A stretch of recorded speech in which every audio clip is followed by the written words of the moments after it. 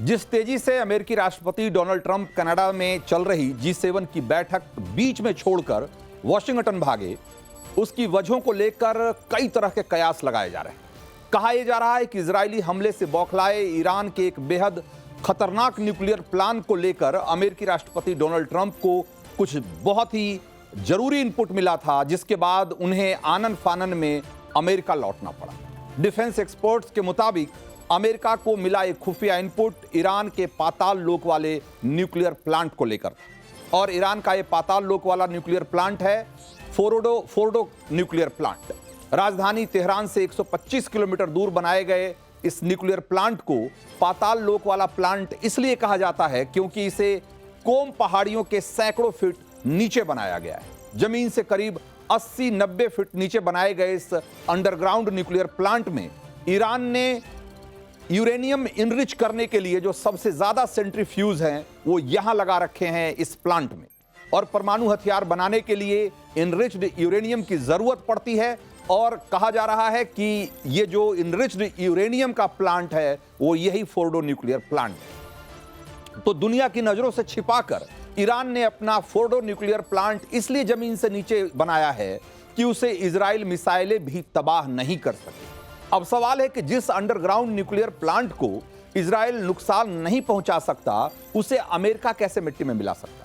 तो इसका जवाब है अमेरिका के B-2 बॉम्बर, जिसमें बेहद घातक MOP यानी कि मैसिव ऑर्डिनेंस पेनिट्रेटर फिट किया गया है। और ये जो MOP है उसे आप आसान भाषा में इस तरीके से समझिए कि ये बंकर ब्लास्टर है, बंकर बस्टर है, यानी कि जमीन के नीचे चाहे सैकड़ों फीट नीचे भी अगर बंकर्स क्यों नहीं हो, वो उसको तबाह करने के लिए बिल्कुल सक्षम है। और ये करीब 13,600 किलोग्राम से ज्यादा वजनी भारी भरकम वाले बम को लेकर जाता है, जो जमीन में बहुत गहराई तक जाकर जो भी बंकर, जो बड़े बंकर्स होते हैं, उनको एक झटके में तबाह कर देता है। अमेरिकी एयरफोर्स अपने B-2 बॉम्बर प्लेन से इन बंकर बस्टर बमों को जब गिराती है तो समझिए कि किसी भी बंकर के लिए, चाहे वो कितनी भी गहराई में क्यों नहीं बनाया गया हो, मतलब उसका बच पाना नामुमकिन होता है। अचानक ट्रंप के कनाडा से अमेरिका लौटने के बीच अमेरिका में इजराइल के राजदूत H.L. लिटर का एक बयान इस तरफ इशारा करता है कि अमेरिका और इजराइल मिलकर ईरान के इस न्यूक्लियर प्लांट पर एक्शन की तैयारी में। राजदूत H.L. लिटर ने दावा किया है कि सिर्फ अमेरिका ही वो ताकत रखता है जो हवा में बम गिराकर ईरानी न्यूक्लियर प्लांट को तबाह कर दे। और दूसरी तरफ कनाडा जाने से पहले से लेकर कनाडा से अमेरिका लौटने तक अमेरिकी राष्ट्रपति डोनाल्ड ट्रंप ने एक ही रट लगा रखी है कि ईरान के पास न्यूक्लियर हथियार नहीं होने चाहिए, नहीं होने चाहिए, नहीं होने चाहिए। एक बार नहीं, 10-10 बार ट्रंप इस बात को दोहरा चुके। ऐसे में दावा मजबूत हो रहा है कि इस बार अमेरिका स्पेशल ऑपरेशन चलाकर ईरानी न्यूक्लियर जो साइट है, जो प्लांट है, जो कि एक सीक्रेट प्लांट है, उसका इस बार काम तमाम कर दे। ईरान की तरफ से पाताल लोक वाले सीक्रेट न्यूक्लियर प्लांट को फिर से एक्टिव किए जाने की थ्योरी इसलिए भी मजबूत लगती है क्योंकि युद्ध काल में वो परमाणु परीक्षण करके इजराइल के साथ अमेरिका को एक बड़ा मैसेज देना चाहता है। और जहां तक ईरान के सुप्रीम लीडर खामनेई की बात है, तो वो तो लंबे समय से परमाणु पावर वाले ईरान का ख्वाब देख रहे हैं।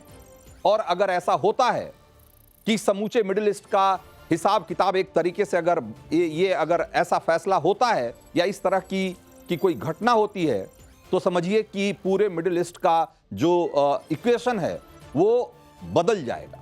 ऐसे में अगले 2-3 दिन में दुनिया को कुछ और बड़ी खबरें देखने और सुनने को मिल सकती। और पहली खबर तो ये है कि अमेरिका ईरानी सीक्रेट न्यूक्लियर प्लांट को निशाना बना दे, यानी कि जो फोर्डो का न्यूक्लियर प्लांट है उसको B-2 बॉम्बर के जरिए उसको ध्वस्त कर दे। दूसरी जो संभावना या आशंका कहिए जो जताई जा रही है वो ये हो सकता है कि ईरान इसी दौरान परमाणु परीक्षण करने में कामयाब हो जाए, या वो इस बात की घोषणा कर दे कि उसने परमाणु बम बना लिया है, या परमाणु बम का परीक्षण कर ले और उसका ऐलान कर दे। और सोशल मीडिया पर तो खबर यह भी गर्म हो रही है कि ईरान ने इस दौरान परमाणु परीक्षण कर भी लिया है। और वहां रिक्टर स्केल पर कुछ हलचल देखी गई है, जिसका कि रिश्ता ईरान के परमाणु परीक्षण से हो सकता है। और अगर ऐसा होता है तो समझिए कि ये दुनिया के लिए, या यूं कहें कि इजराइल और ईरान की जो जंग चल रही है उसमें एक बहुत ही खतरनाक मोड़ आ जाएगा, क्योंकि अमेरिका और इजराइल ये दोनों के नैरेटिव की या उनके मिशन की बहुत बड़ी हार होगी, जो ये कहते रहे हैं कि वो किसी भी कीमत पे ईरान को एक परमाणु शक्ति संपन्न राष्ट्र बनने नहीं देंगे। और अगर ऐसा होता है तो समझिए कि ईरान दुनिया का 7वां परमाणु ताकत बनकर उभरेगा। और यह दावा किया जा रहा है कि ट्रंप को कुछ इस तरह का इनपुट मिल चुका है, और इसी के बाद ट्रंप ने अमेरिका लौटने का फैसला किया है, क्योंकि उन्हें मालूम है कि अगर ईरान ने इस बात का ऐलान कर दिया कि उसने परमाणु बम बना लिया है या उसने परमाणु परीक्षण कर लिया है, तो समझिए कि ये ट्रंप और नेतन्याहू दोनों के लिए मुंह छिपाने वाली नौबत आ जाएगी। क्योंकि अमेरिका और इजराइल के होते हुए और उनके खुले ऐलान के बावजूद कि वो किसी भी कीमत पर ईरान को परमाणु हथियार हासिल नहीं करने देंगे, और अगर ईरान परमाणु हथियार बना लेता है तो आप समझिए कि इन दोनों देशों के लिए, और खास करके इजराइल के लिए, तो ये समझिए कि उनके एग्जिस्टेंस का सवाल है, उनके वजूद का संकट आ जाए। तो तीसरी, और इसमें जो तीसरी बात कही जा रही है वो ये कि अमेरिका, इजराइल, ईरान के इसके सारे न्यूक्लियर प्लांट्स को मिट्टी में मिलाने के साथ साथ ईरान के सुप्रीम कमांडर या लीडर खामनेई को भी एक तरीके से खत्म कर दो। ठीक वैसा ही जैसा कि अमेरिका ने इराक के सद्दाम हुसैन का हाल किया था। याद कीजिए, तब भी अमेरिका रोजाना यही कह रहा था कि सद्दाम की लीडरशिप में Iran weapon of mass destruction तैयार कर रहा है, सामूहिक नरसंहार के हथियार तैयार कर रहा है, और उसे हर हाल में रोकना ही होगा। और इसी के बहाने अमेरिका इराक में घुसा और उसने सद्दाम हुसैन की सत्ता का पतन कर दिया, उसे भागने को मजबूर होना पड़ा। और वो तस्वीरें भी आपके जेहन में होगी कि बाद में सद्दाम हुसैन को किस तरीके से जमीन के भीतर एक छोटे से खोह से बाहर निकाला गया और उसे जिस तरीके से फांसी पर चढ़ाया गया, वो तस्वीरें भी दुनिया के जेहन में। तो लोगों के मन में सवाल उठ रहा है कि क्या जो हाल इराक का हुआ, क्या वही हाल ईरान का होने वाला है?